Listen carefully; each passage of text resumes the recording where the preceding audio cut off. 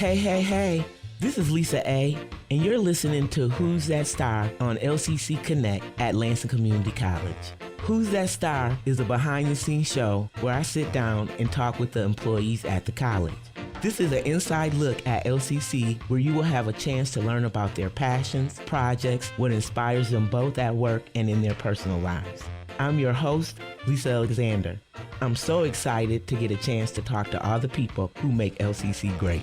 This show is for you to get to know the people that work at Lansing Community College a little bit more and see what makes them tick. Are you ready? Okay, let's go see who's today's star. Hey community, I was out on break and I'm back.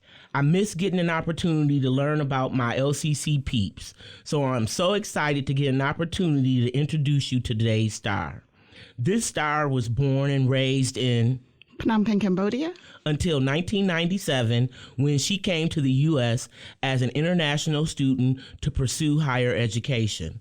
She started her journey in Katy, Texas, where she spent 1 year attending English classes, then moved to Hope, Michigan in the fall of 1998 when she started her first semester at LCC. That same semester, she also got a job as a student employee working in the office of the Dean of Student Affairs. This star earned an associate's degree from LCC, then transferred to MSU and earned her BA from James Madison College in 2005. Before she came to the U.S. in 1997, she worked for various nonprofit organizations, including U.S. Agency for International Development, for about 6 years. This star returned home to Cambodia for 5 years after she finished her degree in the U.S.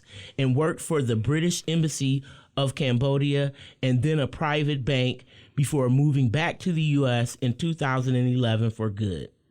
This star earned her U.S. citizenship in August 2017, and it's a very proud moment for her in her life.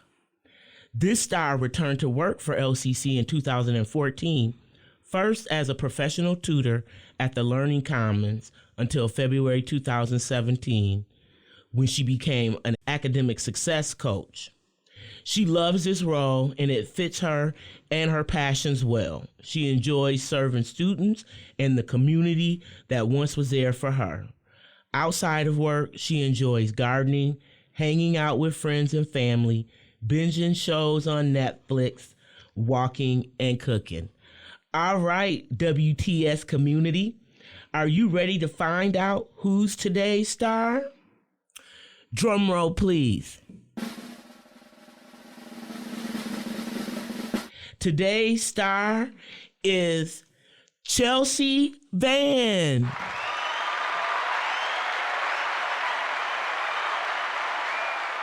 Chelsea, I'm so glad that you could come on Who's That Star today. Thank you for having me. I'm glad to be here.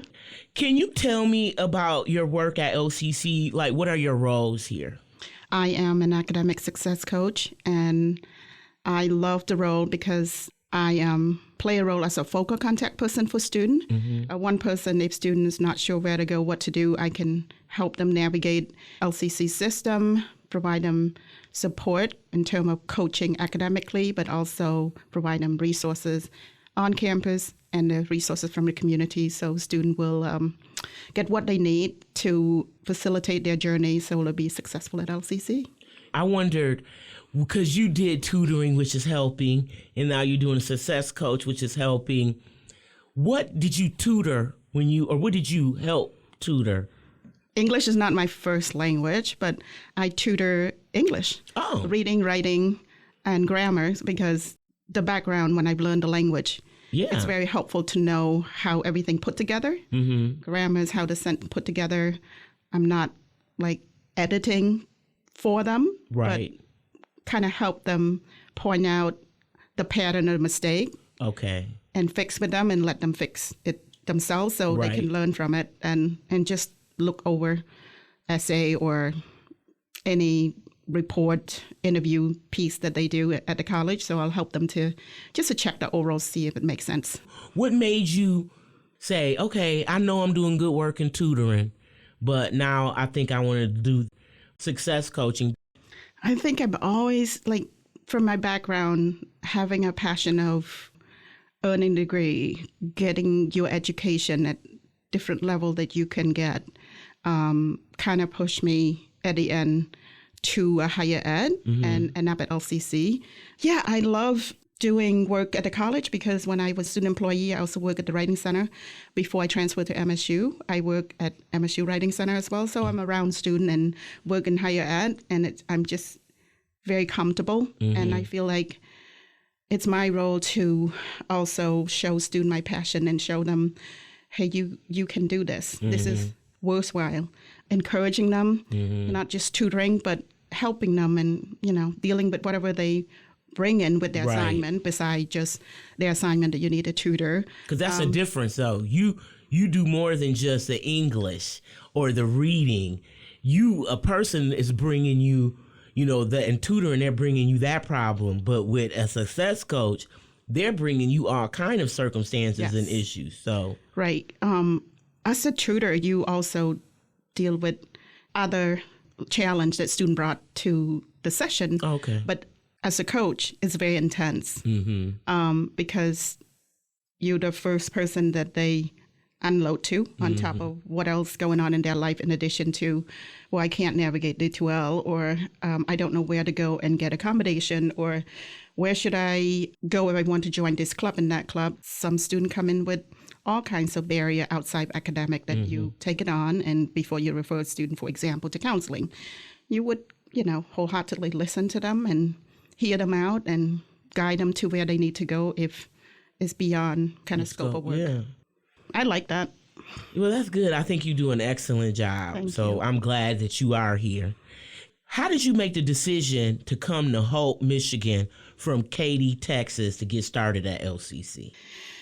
That happened because I didn't have any choice. After spending a year, I lived with my uncle and aunt in Katy, Texas. Now looking back, I can understand it's such a burden for them to support me as an international student in terms of paying my tuition. And I didn't know much about the U.S. at all. I didn't know anything about getting student loan and if you can't afford it, because I came very little money I have, and I didn't have any scholarship. At that time, Cambodia was offered by the U.S. Embassy like one Fulbright scholarship per person in the whole country. Oh, wow. So I didn't get that, and I just came on my own because I have relatives in Texas. After spending a year there, they helped me, and they couldn't anymore. So they said I should go back to Cambodia. And to me, I have this tunnel vision that I am not going back. Right. And I remember my former boss, now become my American sister, Katie, when I worked with her at USAID, she said, here's my parents. They live in Holt. Here's their phone number. If you need any help, call them. Oh, wow. That's what I did. I went to the back of Walmart, put in her quarters, and called them. Called Roberta. She picked up the phone, and she said, who's this? So I told them who I am and said, I was crying over the phone. I was like, I don't want to go back home, and I want to keep going to school. And Katie told me that you can help me, so I called you. So Roberta's like, oh, don't worry. Just come to Holt and go to LCC, and we'll help you out. Wow. So that's how I end up with. Isn't that amazing? Holt, it is amazing. I know nothing about Michigan. I know nothing about Holt, about the cold, the snow. I've never seen any snow in my life until I landed in Holt. And in that first winter, I really enjoyed seeing the snow. So. But look at what determination and not giving up, right? Like, you had that tunnel vision that I want to stay here and I want to be successful and I want to do what I want to do and keep my goals. And when you could have gave up, you didn't. And I admire that, because that's gumption. That, like, I'm going to do what I need to do regardless of what anybody say, whatever kind of circumstances. I know you're proud of a lot of things, but that's one that I'm proud of for you, that you didn't give up. Thank you. I think if I can add a little bit, it fueled my determination from after I graduated from high school in Cambodia in 1990, many of my girlfriends and classmates, they were allowed to leave the country to go to, used to be Russian Federation under their state, like Ukraine. Czechoslovakia is their own country, but they go to Poland, their own country too, and some other part. And my mom didn't let me leave the country. And I'm like, I need to to get my degree from overseas. I don't know where, but then I know that I have relative in Texas and also California, I think, by working and connecting with my American sister. That's how it led me to, like, I have a way to go. Yeah, you had planned. You were thinking. He was thinking back then, Yes, like, even yes, before you got here, you were like, I'm going to figure out how to get here, and I'm going to figure out how to stay here. And earn my degree. Yes. And that's wonderful. I talked about, like, I'm proud of you for that and the gumption, but what's something you're really proud of that you've done yourself, and why? I think the journey to earn my degree, now I look back and it's a struggling, but you know, the journey is not easy, but at the end, I'm proud that I stick to it and I get where I want to be. Because looking back, like, I have 3 sisters. None of them finished high school. Oh. I'm a first generation college student, maybe high school too. The opportunity not provided to them, but also the education system in Cambodia is quite corrupt in the early 80s and 90s as well. I'm so glad that I stick to it, and somehow I managed to earn a high school degree and move on to here. But the proudest moment I have is when I become a U.S. citizen and earn my U.S. citizenship in 2017. So 2017. I know, not 2017. Yeah. Yes, that was a really emotional and proud moment. Like, finally, you know, I did it. Because you had to do a lot of studying, didn't you, for that? Yes, you have to study. And then they said they only ask you like 3 or 4 questions or something? Yes, depend on who's asking you. Oh, so 3 or 4 questions, but you study a lot. Like, they ask you to read and write on the interview first, and then they interview you, go over your 21 pages of whatever you put on the application for citizenship. And I think mine took like an hour and a half. Oh, wow. The person asked every single question from question 1 to the end to make sure that the answer that I put on the paper it matched with what I say. Oh, okay. So they verify. It's very tough, but wow. Some people just ask a few questions. Okay, you're good to go. So it just depends on who you get. Yes, depend on the situation, or depend on who you get. Do you got to pay for that? I'm just curious. I did. I can't remember. Was it like, oh my, it's expensive, or was it like, you know? The application was like $650, I think. $650. Oh, yeah, it's that's quite expensive. a bit. Yes, and then you pay for a little bit here and there before you. I think they charge you for like biometric and stuff like that too.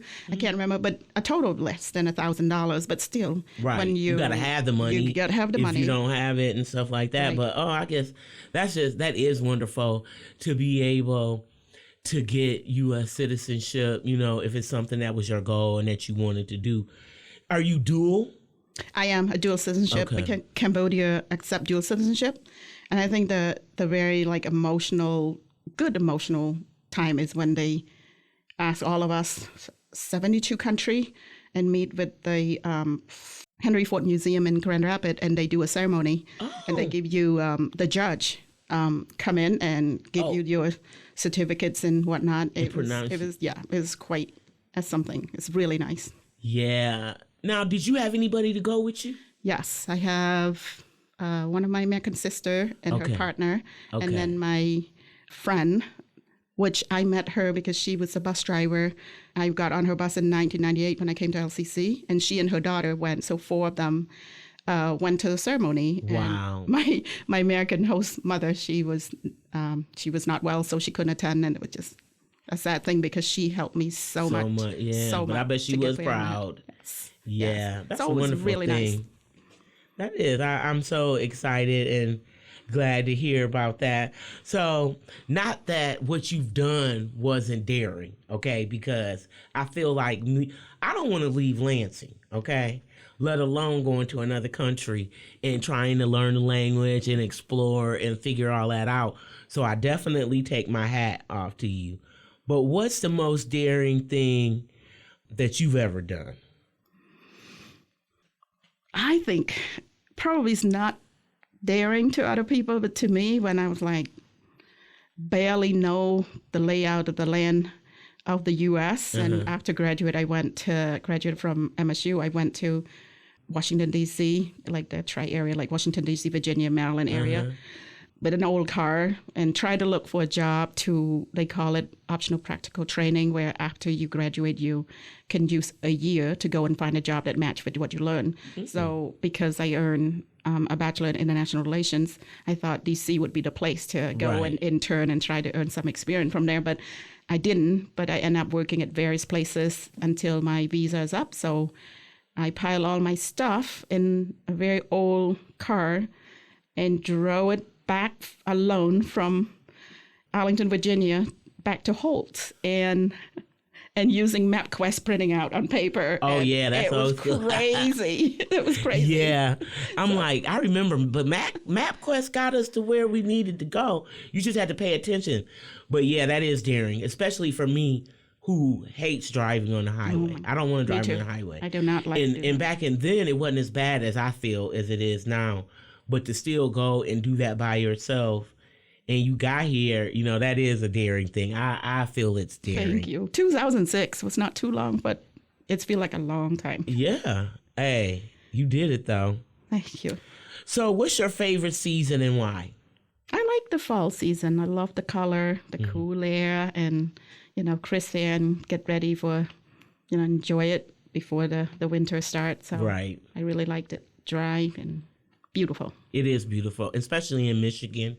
You get to see the leaves turn, and there's just some really, really beautiful spots that you can take driving tours. Yes, even around Lansing. Yeah. On the walking trail is and beautiful. Fall's my favorite. It would go like fall, then spring. Me too.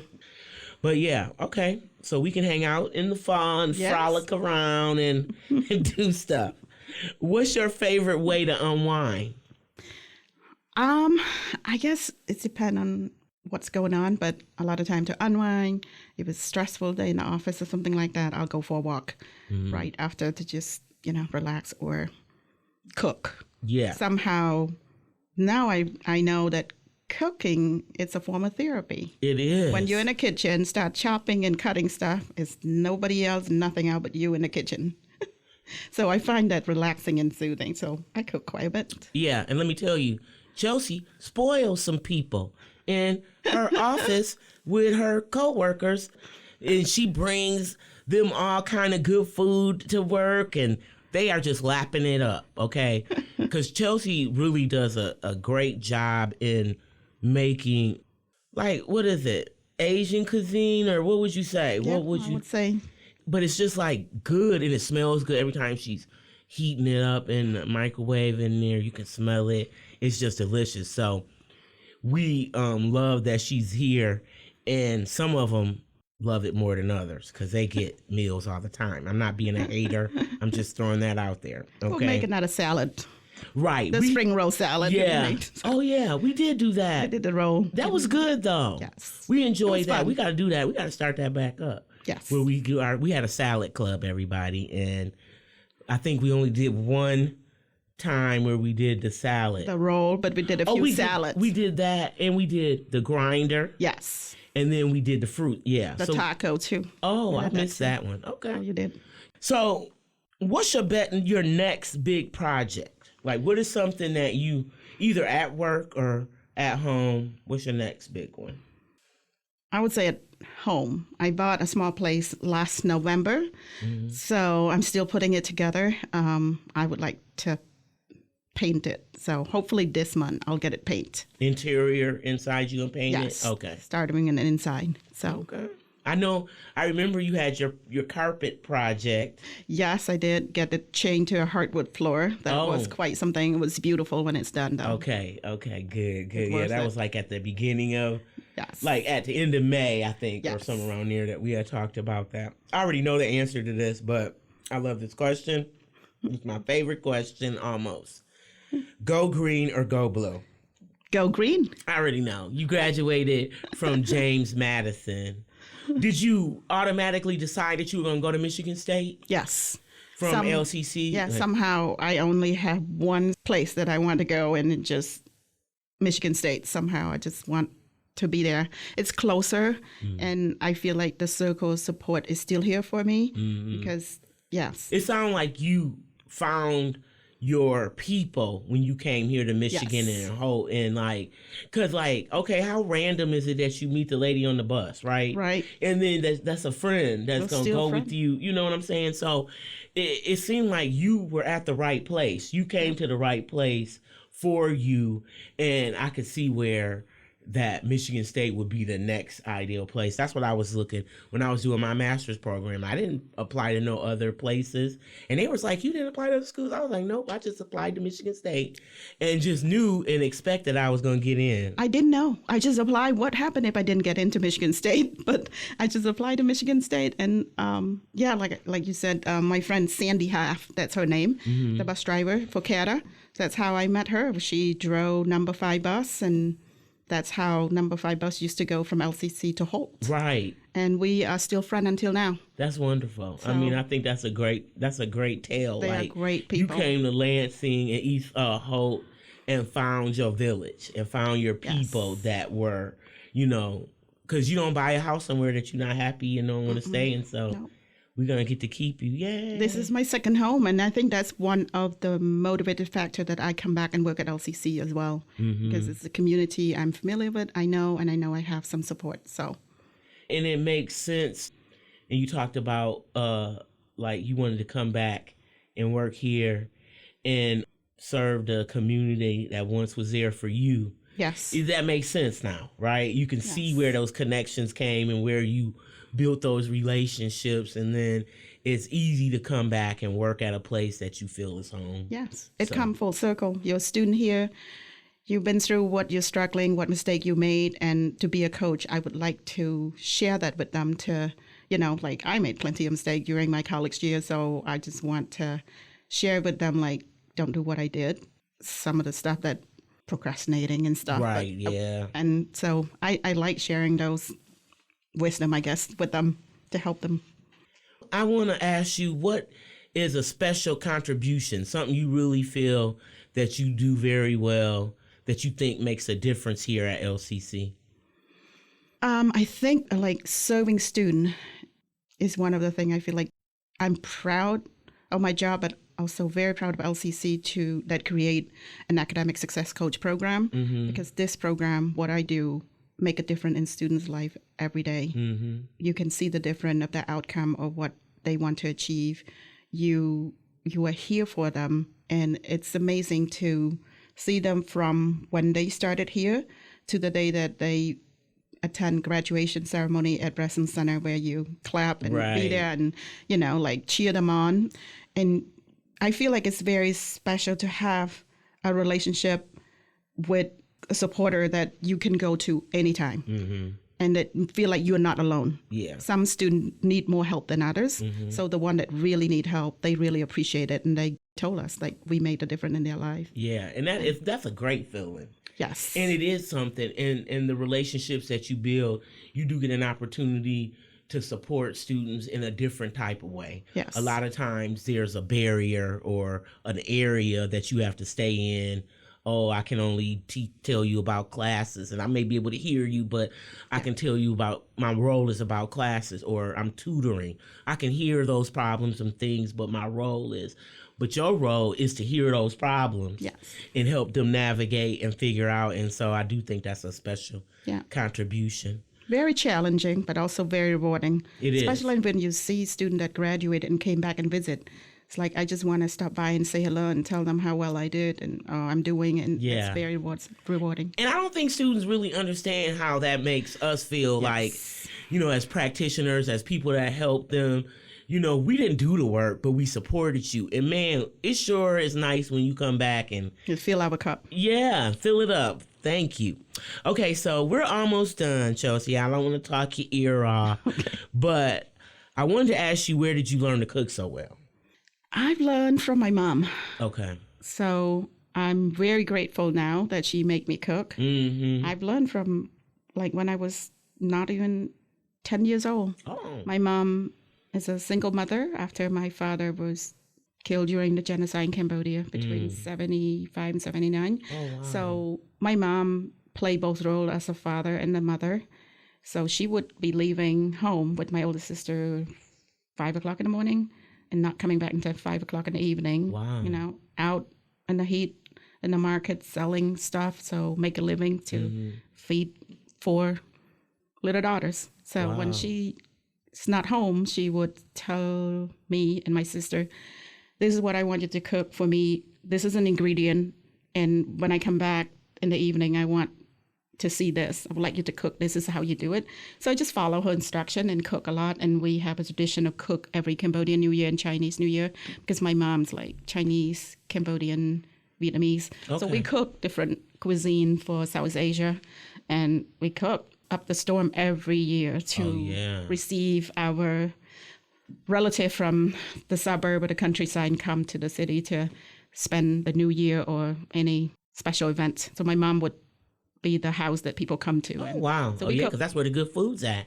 So we cook a lot. Yeah. I didn't like that then, but I really appreciate it now. And we do too. We appreciate it too. Thank you, Mama. I wanted to ask you these 2 questions. So one is, what is one thing you miss about your country, Cambodia, outside of your family and friends? Because we know you miss them. What's one thing that you miss about them? I think fruit, authentic tropical fruit that they don't have it here. Oh. Or we do have it here, but it's so expensive that I would just, like mangosteen, I have to wait to go home. For to what? Eat What is it? Something called mangosteen. Mango, yeah, I heard, like you said it. I had never heard of mangosteen. It's like, what? It's like sugar in a fruit. It's really, really good. And I haven't seen it here. It's only in South Asia. I'm not sure in South America they grow it or not. Oh, okay. But the fruit is amazing. The taste, it's just wonderful. Yes, wonderful. So okay. I do miss the fruits and the vegetables. So what's one thing that you love about the U.S.? I would say the diversity of it. Mm-hmm. Like I can understand why some Americans don't travel as much because you can have everything. It's a huge country. Mm-hmm. You want to go to the mountains, you can. You want to go to the beach, you can. You want to go camping, you can. And it's this huge, beautiful, different thing that people can go and visit and spend their time to relax and unwind. And the freedom that you can go and do those things and feel safe to do it. Okay. That's what I appreciate the most. And I'm grateful, to be a citizen of this country, but also I think that's something I remind myself all the time. This is what I really treasure and appreciate about the U.S. Well, we appreciate you and we appreciate you. It's been great talking with you. This is great talking to you. It's fun. Thank you. All right. You've been listening to Who's That Star?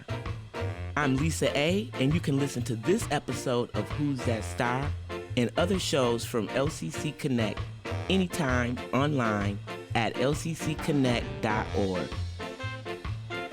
Thank you for listening. Catch me next time to find out who's that star.